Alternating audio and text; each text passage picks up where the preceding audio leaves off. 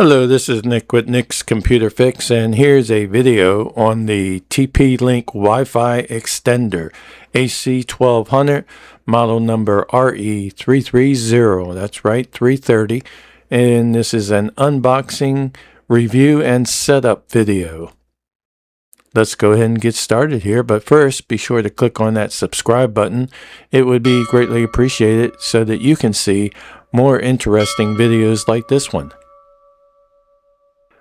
Okay, let's take a quick look at the box here that the extender comes in. On the front, it says Mesh Wi-Fi Extender AC1200. On the side, same thing, and it gives a nice picture. On the back, it shows you a good placement in your house where you would put it. And then on the other side, it gives you some detail specs, and we're going to get into that. And you can see this is the model number RE330, and it's the AC1200 dual band. That's 2.5 and 5 gigahertz bandwidths, and world's number one, it says there on the top, and on the bottom we got some serial numbers. And we're going to just go ahead and open this up and not spend any more time looking at this box. It is a nice box, but you can only look at it for so long. Okay, I take the wrap off and go ahead and open it up here. There we go, and we are looking at a nice little user's manual, power on, and on the other side it definitely says quick installation guide. And that might be useful if you're not watching this video, but since you're watching this video, you most likely won't need that. Okay, I just took the extender out of the box, and it's wrapped in some plastic wrap, and I'll remove that. And here we go, folks. This TP-Link extender does have a relatively small footprint, and on the back we see the serial number, model number, and so forth. And on the sides we see a WPS button, a reset button, and then we have air vents all around this on the left, the right, and top. And on the right side we have a Ethernet port, and then we have some LED lights, power, internet, 2.4 gigahertz and 5 gigahertz lights.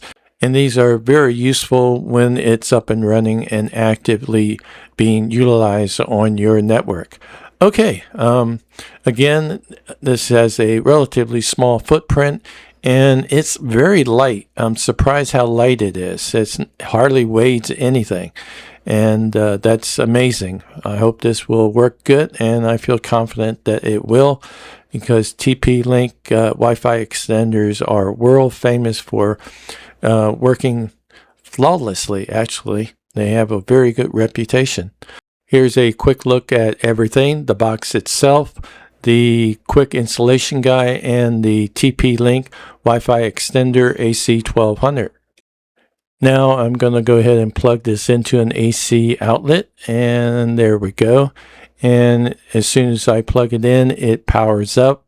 There is no power on or power off button. You just plug it into the AC outlet on the wall, and then the power light will blink for a few moments and then become solid. And at this point, we can go ahead over to our laptop computer and attempt to log into the TP-Link user interface to configure this TP-Link Wi-Fi extender. On the laptop here, I'm going down to the taskbar, and I'm going to left click on the Wi-Fi icon, go up here and see if I can locate the TP-Link network. And I sure can.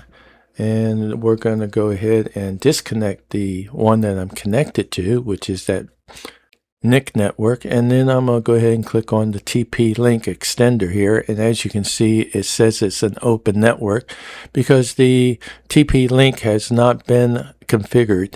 And so we're going to go ahead and attempt to connect, and if we make a successful connection, we can go into the TP-Link user interface for the setup. And we have got a successful connection now. And let's go ahead and open up an internet browser. I'm opening up Chrome. And then up on the URL line, I'm going to just go ahead and type in the TP-Link Repeater.net. And hit the enter key, and that should allow us to go into the user interface for the TP-Link, and it does.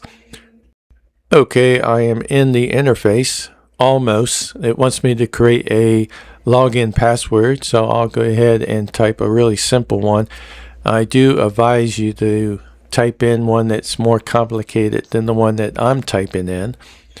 And it's telling me it does not match, so let me correct my error. And I think I probably made a mistake initially there. All right, there we go.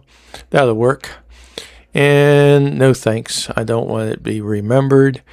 All right, the first thing that comes up, it prompts me, do I want it to be a access point configuration or a TP-Link Wi-Fi extender? And we're going to configure this as an extender, not as access point mode. And then it wants me to select a 5 gigahertz host network. And in this case, I'm going to select NIC, the 5 gigahertz extender network. And it wants the password for that, and I'll go ahead and type in the password that makes the connection to that host network, and then I'll go forward.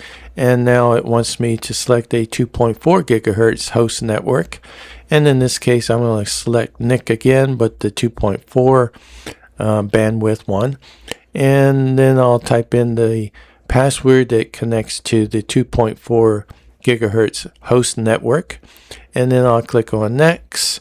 And now it gives me an opportunity to go back and change it or to confirm that this is good. And I'm going to click on confirm because I accept everything that I just did. And then it allows me to do an update. I'll do that later. And I'll just go ahead and skip this as well. And then set the extender network name, and I can do that here. So I'm going to change the name to TP 2.4 and then TP 5 gigahertz here extender.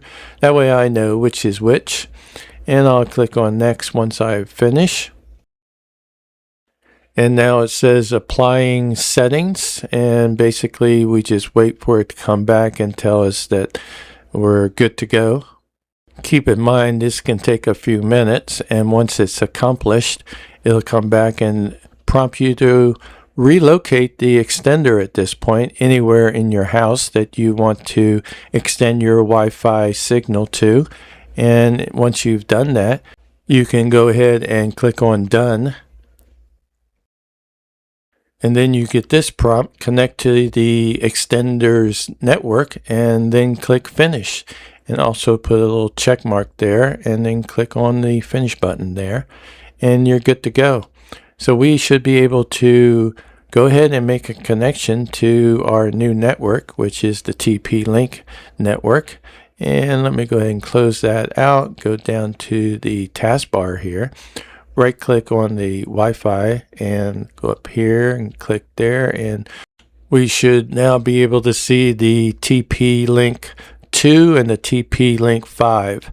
And I'm going to just go ahead and click on the TP5 here and make a connection. And of course it'll prompt me for my password, and I'll go ahead and type that password in, and that's the same password that we used in the configuration that connects us to the network. And I'll go ahead and continue, and we should connect, and we do. We're connected, and that the network is secured. All right, let's open up an internet browser. I'm opening up Chrome, and I'll go ahead and click on Google here, and we went right to Google, and I can go ahead and do a speed test here. So let's do one just to see how fast this TP-Link extender can download a file. And we'll go down here and click on run speed tests and see how fast it's going to download a file to us. And keep in mind, my network that I am currently on is only 100 megahertz, so anything close to 100 megahertz download speed is very acceptable, and these are very good speeds here. The download was 66 and the upload was 86.5. And of course we can run that again and see if we get any better numbers, and we might, and we do. We're getting slightly better numbers. And 66.9, it's still about the same as it was before. All right, so these are decent speeds and acceptable. And of course, keep in mind your speed test all depends on how fast the incoming internet signal is at any given time during the day or during the night. So your download and upload speeds will vary depending on some variables. Okay, that's the end of this video tutorial on setting up the TP-Link RE330 AC1200 Wi-Fi extender. Thanks for watching, and be sure to click on that subscribe button. It would be greatly appreciated.